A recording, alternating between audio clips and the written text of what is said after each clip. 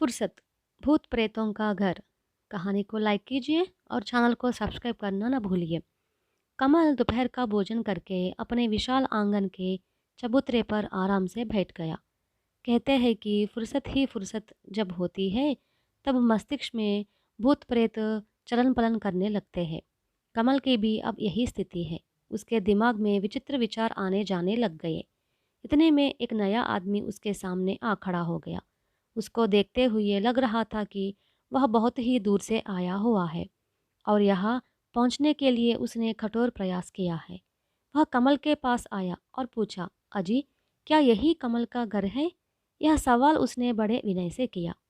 अब तक उसके मस्तिष्क में विचित्र विचार विचार रहे थे। उस उनमें से एक विचार को अमल में ले आने का उसने निर्णय किया। अपना सिर हिलाता हुआ बोला, नहीं। उस आगंतुक ने बड़ी मासूमी से पूछा, क्या यह उसका घर नहीं? नहीं, कमल नामक व्यक्ति का घर गांव की उत्तरी दिशा में जो शिवालय है उसी के पास कहीं होगा। वहां जाओ और पता लगाओ, कमल ने कहा। ठीक है, कहता हुआ आगंतुक उत्तरी दिशा में आगे बढ़ गया। 1 घंटे के बाद वह कमल के पास आया और बोला, आपके कहे अनुसार शिवालय हो आया। वहां पूछताछ करने पर मालूम हुआ कि वहाँ कमल नामक कोई भी आदमी नहीं है। उन लोगों का तो कहना है कि कमल का घर यही है। अंट-संट कुछ बकते रहते हैं, उनकी बातों का क्या भरोसा। किंतु एक बात तो सच है, यह कमल का घर है ही नहीं। देखो, सीधे चले जाओ, वहाँ एक तालाब होगा, किनारे पर बरगद का एक पेड़ भी है, वहाँ जाकर पूछो। कमल ने अपने ही आप हंसते हुए कहा। कमल के दिखाए और बताए रास्ते पर जाकर आगंतुक तालाब के पास गया।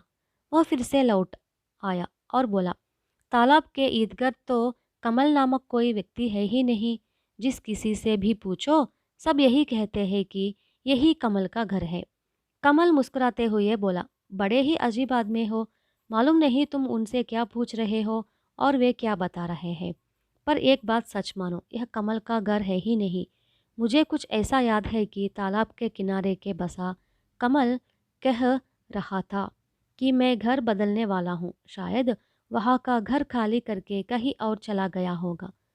तब एक काम करो, सीधे पश्चिम की ओर चले जाओ, वहाँ गांव की सराय है, वहाँ पूछने पर वे अवश्य ही बताएंगे।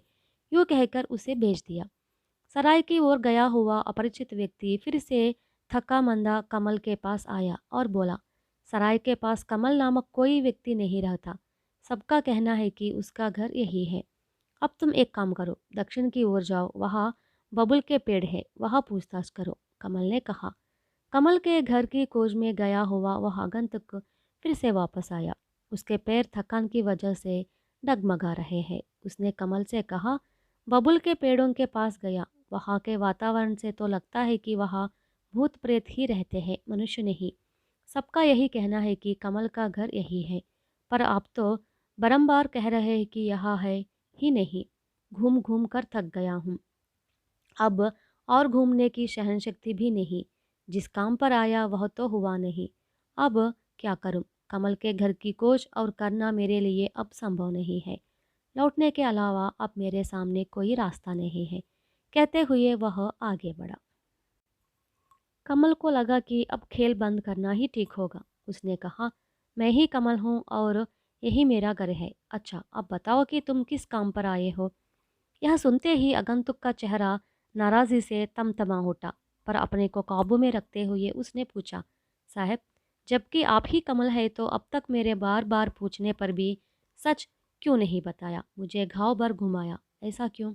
उसकी बातों की परवाह किए बिना मुस्कुराते हुए कमल ने कहा, मेरे मस्तिष्क में एक दिव्य विचार जागा। मैं जानना चाहता था कि इस गांव में मुझे और मेरे घर को कितने लोग जानते हैं।